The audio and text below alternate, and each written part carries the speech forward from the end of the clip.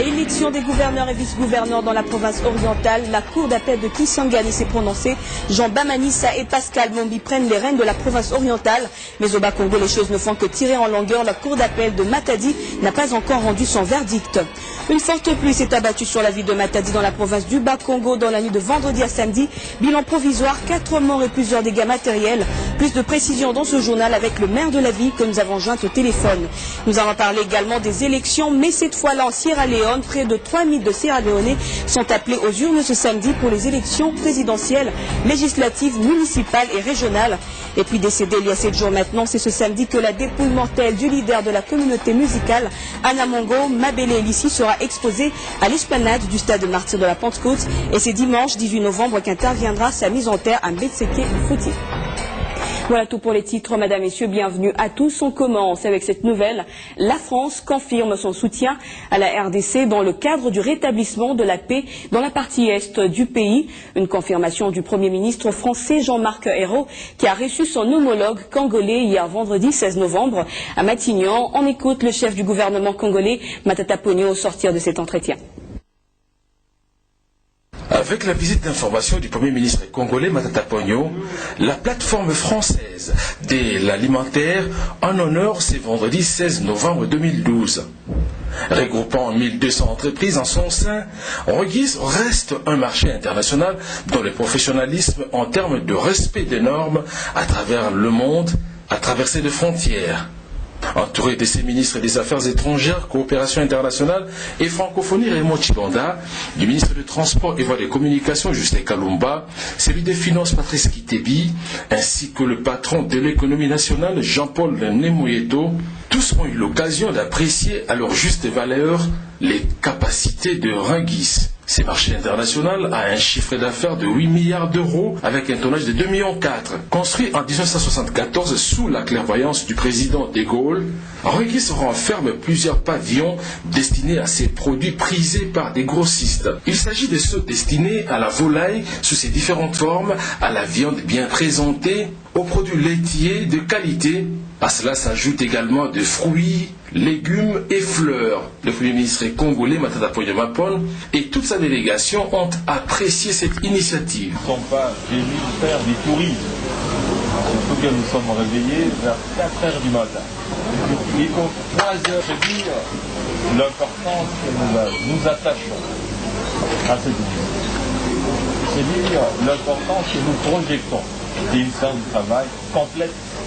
Il doit être suivi des actions. Cette expérience sera certainement étendue en République démocratique du Congo, un pays qui dispose des terres arables. Et pendant que la cour d'appel de Matadi tergiverse sur l'élection de gouverneurs et vice-gouverneurs au Bas-Congo pour se prononcer, elle a d'ailleurs rejeté la requête en annulation de la majorité et s'est déclarée incompétente pour traiter l'affaire des Okusu. Eh bien, la cour de Kisangani, elle, ne perd pas de temps. Elle a rendu son verdict en confirmant l'élection de Jean Bamanissa au poste de gouverneur et Pascal Mombi comme vice-gouverneur de la province orientale. Un arrêt rendu après que la majorité présidentielle ait retiré sa requête en annulation de ces élections. Après que la majorité présidentielle ait retiré sa plainte en annulation de l'élection du gouverneur et vice-gouverneur en province orientale, la cour d'appel de Kisangani a confirmé vendredi la victoire de Jean Bamanissa et Pascal Mombi, respectivement gouverneur et vice-gouverneur à la tête de cette province, près de 7 mois après la démission d'Awucha Yasenga, qui avait choisi son mandat à l'Assemblée nationale. Cette confirmation de Jean Bamanissa en tant que gouverneur est un soulagement pour la population de cette partie du pays qui tient à l'émergence de sa province. Au Bas-Congo, par contre, les choses ne sont pas encore claires, malgré la décision de la cour d'appel de Matadi, qui a déclaré irrecevable la requête en annulation introduite par la majorité présidentielle. Si Deon Koussou matérialise sa volonté d'aller à la Cour suprême de justice, ce dossier risque d'offrir aux Congolais un spectacle digne de Hollywood. Car la majorité qui tient à tirer les choses au clair situe l'irrégularité du scrutin de la ville portuaire sur le plan de la forme et non du fond. Entre-temps, au Kasaï occidental, les 10 candidats gouverneurs et leurs colistiers réunissent les moyens nécessaires afin de séduire le 13 décembre prochain les grands électeurs, mais redoutés imprévisibles dans le choix des dirigeants des provinces et des sénateurs. Mais pour ce qui est des élections de gouverneurs et vice-gouverneurs au Kasaï occidental, sachez que la Commission électorale nationale indépendante a publié vendredi la liste de candidats. La campagne électorale est donc prévue du 9 au 11 décembre prochain. L'élection, elle, est prévue pour le 13 décembre 2012. On écoute le rapporteur de la CENI, Mathieu Mpita. Kibumba sous les coups de feu depuis tôt ce matin. Nous sommes là dans la province du Nord Kivu. Les FARDC font face à l'assaut du M23, appuyé par des militaires rwandais. Martial Bendelo, notre correspondant, nous en dit plus.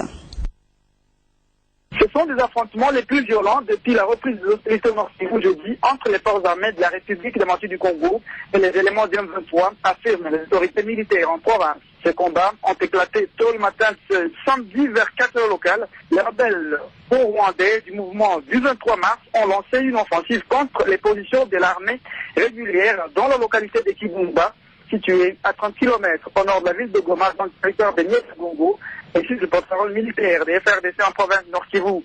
Le colonel Olivier Amouli indique que le M23 est toujours appuyé par des militaires de l'armée rwandaise qui lancent des tirs d'artillerie. Pour l'instant, cette localité serait déjà passée entièrement sous contrôle des rebelles, indiquent plusieurs sources sur place à Kibumba, alors que des combats se poursuivent encore. Les mêmes sources confirment que les militaires rwandais qui combattent au sol aux côtés du M23 sont venus en rapport cette matinée en passant par le village Ouvou à la frontière congolo-rwandaise. Pendant ce temps, c'est la panique qui gagne du terrain sur les habitants de la capitale du Nord Kivu, Goma. Ils craignent une éventuelle attaque de la ville par le M23. Mais les autorités militaires rassurent. Toutes les dispositions sont prises pour protéger à tout prix la ville de Goma, soutient le porte-parole militaire des FRDC. Au même moment, il annonce l'engagement des hélicoptères de combat de l'armée régulière et de la MONUSCO afin de protéger les populations civiles qui se déplacent à grand nombre, craignant pour leur sécurité. Les uns ont traversé la frontière jusqu'au Rwanda et les autres se sont déversés dans le camp des Kanyaruchinya, à 6 km de la ville de Goma. Marcel Bendelo, TV50. Je vous l'annonçais au sommaire, une forte pluie s'est abattue sur la ville de Matadi, dans la province du Bas-Congo. Dans la nuit de vendredi à samedi, bilan provisoire, 4 morts et plusieurs dégâts matériels. Le maire de la ville de Matadi, Jean-Marc Nzeidio, était sur terrain pour se rendre compte des dommages. Et notre rédaction l'a joint au téléphone pour plus de détails. On l'écoute. La pluie a fait beaucoup de dégâts, dont des dégâts matériels importants. Les dégâts humains font état de 4 morts dont un enfant de 11 ans, une fille de 18 ans, une maman et un papa. Donc 4 décès. Et les blessés que nous avons acheminés à l'hôpital général de Kinkanda, c'est 4 blessés, mais les dégâts matériels sont vraiment importants. Et les 4 corps sont à l'hôpital général de Kinkanda, à la morgue de Kinkanda. Et le gouvernement provincial, n'est-ce pas, par le gouverneur à l'intérim, a pris l'option de pouvoir couvrir les frais funéraires de tous les cas de décès qu'on vient de constater, n'est-ce pas, dû à la pluie d'hier. Bon, pour le mort, le gouvernement provincial s'engage à pouvoir les enterrer. Et pour ce qui concerne les sinistrés, nous allons devoir aussi dresser un rapport à l'intention de l'autorité provinciale qui ne manquerait pas de faire un geste à l'endroit des personnes victimes, n'est-ce pas, de pluie. Merci, monsieur le maire, pour tous ces détails. On reste toujours au Bas-Congo. Sachez que le gouvernement provincial, en collaboration avec les éléments de la police nationale congolaise, ont mis hors d'état de nuire Ibrahim Moukoko, un bandit de grand chemin, tueur en série qui s'émet terreur et désolation dans la ville de Kassangoulou et ses environs et sur la nationale numéro 1. Il a été tué par les éléments de la police après échange de tirs dans la cité de Kingakoto. Aussitôt mis au courant, le gouverneur intérimaire du Bas-Congo, Deonkusu, est allé se rendre compte de la situation. Deonkusu a tenu à préciser que le maintien de l'ordre public et la sécurité des personnes et leurs biens demeurent la préoccupation majeure du chef de l'État et de son gouvernement, ainsi que celle de toutes les autorités du pays. On se rend à présent en Sierra Leone. Près de 3 millions de Sierra Leonais se rendent aux urnes ce samedi pour les élections présidentielles, législatives, municipales et régionales. 8 partis présentent des candidats à la présidentielle, mais tout devrait se jouer entre le président sortant Ernest Bai Koroma et son adversaire numéro 1, Julius Mahada. Les bureaux de vote ont ouvert ce matin en Sierra Leone pour les élections générales déterminantes pour la consolidation de la démocratie 10 ans après la fin de la guerre civile dans ces pays. De longues files d'attente s'étendaient devant le bureau de vote dans la capitale Freetown et en province, les électeurs patientant depuis plusieurs heures avant l'ouverture des opérations de vote peu après 7 heures. À Kenema, la 3e ville du pays, les électeurs ont commencé à faire la queue à 3 heures du matin. Quelques 2,6 millions d'électeurs sont appelés à voter à ces élections générales. Pour la présidentielle, les 2 principaux candidats sont le chef de l'État sortant, Ernest Koroma, donné favori, et l'ex-chef d'une junte militaire qui a dirigé les pays en 1996, Julius Mahada Bio. Il y a 5 ans, le pays a connu sa première alternance au pouvoir à l'issue d'un scrutin jugé globalement libre et transparent. Mais à l'époque, les sortants n'étaient pas candidats. Cette fois, il l'est. Malgré un important potentiel économique avec des richesses minières, la Sierra Leone demeure un des pays le plus pauvre du monde, 10 ans après la fin de la longue guerre civile qui a ensanglanté le pays, faisant près de 120 000 morts. En sport, final retour de la Ligue des champions de la CAF. Le club tunisien, l'Espérance de Tunis, champion en titre de la plus prestigieuse des compétitions africaines interclubs, reçoit ce samedi au stade Rades le national Al-Ali du Caire. Est tenu en échec au match aller après le nul d'un but partout. Les Égyptiens ont fait le déplacement de Tunis avec la ferme détermination de renouer avec le succès.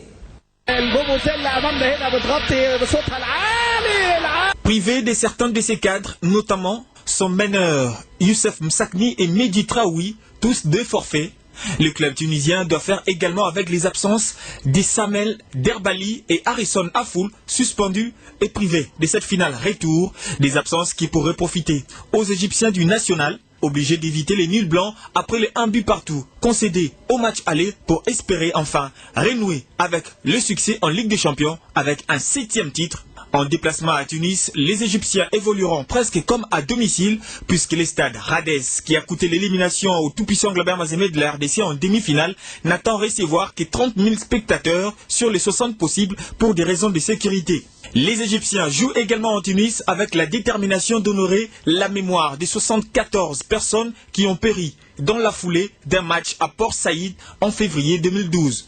Compte tenu de l'année très particulière que nous avons vécue avec les drames de Port Saïd, une victoire serait l'occasion de dédier les trophées aux malheureuses victimes ainsi qu'à leurs familles. Mais en face, l'adversaire, l'Espérance de Tunis qui joue pour la 3e fois consécutive la finale de la Ligue des Champions, attend ajouter une 3e couronne après les succès de 1994 et de 2011 et ajouter ainsi leur nom dans la liste des clubs ayant remporté 2 fois consécutives la plus prestigieuse des compétitions africaines interclubs.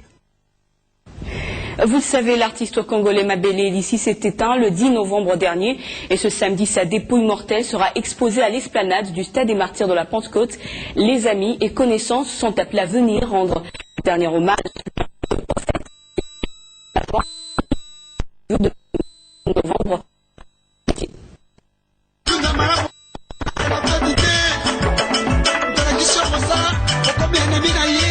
Le stade martyr de la Pentecôte de Kinshasa, c'est le site choisi pour les obsèques de ce digne ambassadeur de la culture congolaise, Mabele Elissi, leader musical de la communauté Anamongo et président de l'orchestre Wits Wits Super Mbunda.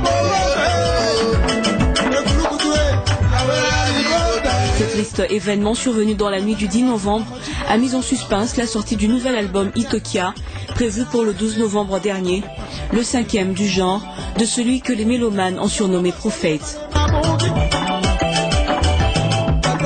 La dépouille de l'artiste vient de quitter la morgue de la clinique Ngaliema, direction l'esplanade du stade où sera exposé le corps du regretté.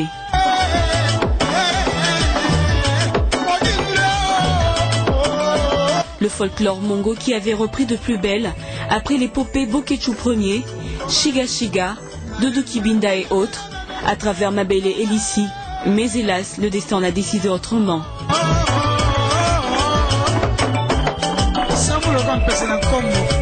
À son actif, il faut compter les albums tels que Lisanga ya Banganga, Faux calcul, en duo avec la célèbre chanteuse Mimi Mongo, également disparue, Correction, Ndokia Gentil, Itokia et Ekabola Bitumba. Mabele Elissi, qui veut tout simplement dire en français terre riche, tout vient de la terre et tout retourne à la terre, en amont et en aval de toute existence humaine.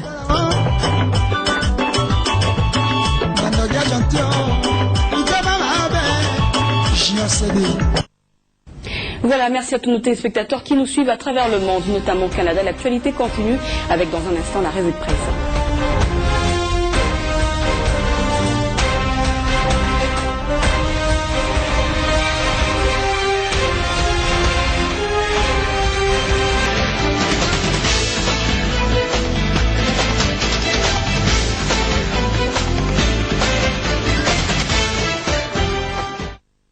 Et le tour d'horizon des titres à la une ce samedi à Kinshasa et dans le monde, c'est avec vous Arlette Matondo, bienvenue. Merci Grâce. L'actualité en RDC, d'abord après 3 mois de répit, les combats ont repris dans l'est du pays entre l'armée régulière et les rebelles du M23.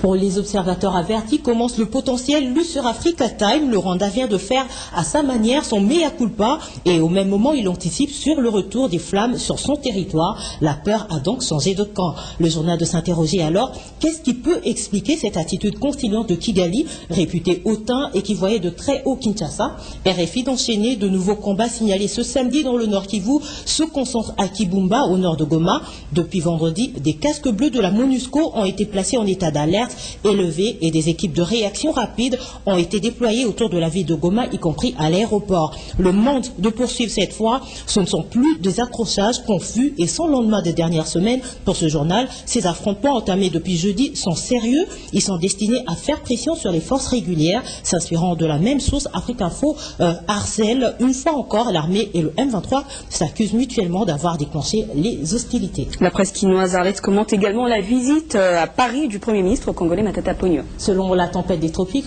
grâce après le Quai d'Orsay jeudi, le Premier ministre congolais devrait s'entretenir vendredi avec le Premier ministre français Jean-Marc Ayrault. En France, martèle le journal quinois, Augustin Matata Ponyo devrait échanger avec les autorités françaises sur des questions liées à la sécurité à l'est de la RDC, théâtre de nouveaux affrontements entre les forces régulières de la RDC et les éléments de M23. Matata Ponyo est aussi déterminé à consolider le partenariat économique avec la France en montrant tous les efforts jusque-là fournis pour stabiliser la situation macroéconomique du pays et améliorer le climat des affaires en RDC afin d'encourager les investissements français à venir au pays de Kabila. La situation des droits de l'homme et celle de la démocratie en RDC ne vont pas être évitées, précise la tempête de tropique. Et au menu de la presse internationale, les hostilités entre le Hamas et l'État hébreu. On parle des consignes de solidarité d'Hassan Nasrallah. En 3 jours, grâce, 29 Palestiniens ont été tués, dont près de 500 raids israéliens, renseigne le journal libanais L'Orient le Jour, qui soulève aussi que le gouvernement mobilise 75 000 réservistes. C'est la première fois dans l'histoire du conflit israélo-palestinien, constate L'Orient le Jour, qu'une roquette tirée de Gaza tombe près de la ville sainte, au cœur même politique d'Israël. Pour le quotidien Info Palestine, ces dernières années, Israël devrait largement suspendre les assassinats de dirigeants du Hamas, des actes qui avaient sans doute provoqué un surcroît de violence le long de la frontière de Gaza. Le lundi, Netanyahou avait réuni son cabinet restreint de 9 membres pour discuter d'un regain d'attaques de missiles du Hamas qui ont perturbé la vie d'un million d'Israéliens dans le sud le week-end dernier, mais qui semblaient diminuer. Mais le Hamas semble avoir globé le message. De son côté, The Guardian signale que les États-Unis ont été combattants pour éviter une nouvelle escalade de ce qui décrit comme une situation très très dangereuse dans la bande de Gaza. La Grande-Bretagne, pour sa part, elle a prévenu qu'une invasion terrestre pourrait coûter Israël un soutien international. Merci Arlette pour ce tour d'horizon. Je vous en prie, grâce Michel. Voilà la fin également de cette revue de presse. Merci de votre fidélité à Télé 50 et belle fin de journée à tous.